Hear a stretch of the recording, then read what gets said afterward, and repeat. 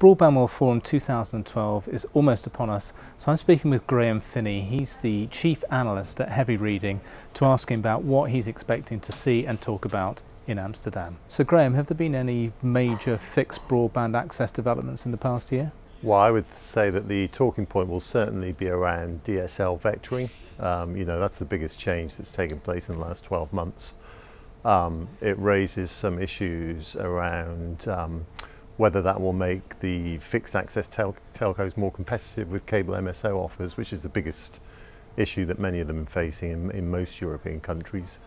It raises issues about whether that will result in operators delaying deployment of FTTH, if it works. You know, I mean, we're kind of at an early stage, and if regulators accept it as a working model which is compatible with competition aims. So you know, there's quite a lot of issues around vectoring, but if all of those issues are ironed out and it delivers those higher speeds, it would give operators a reason, if they needed one, to delay investment in FTTH.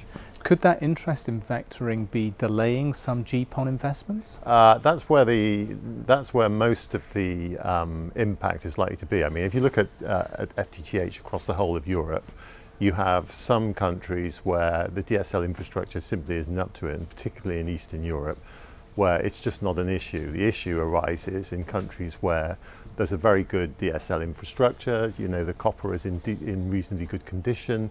They're competing with cable MSOs that are moving to 100 megabit speeds and so on.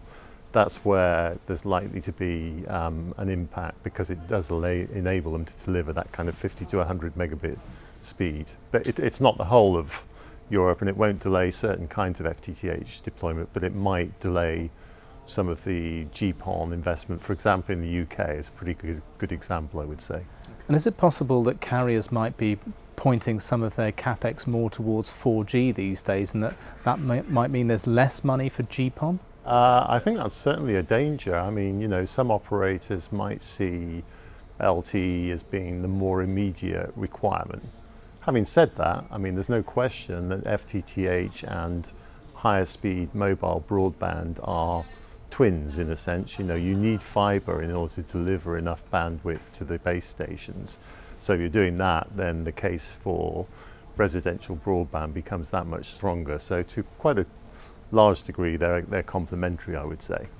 And what about outside of the show? I mean, any good beers to be had in Amsterdam, do you think? I don't see the Netherlands as being a beer city. I mean, you know, Belgium's good, but not the Netherlands. Graham, that's great. Thanks very much.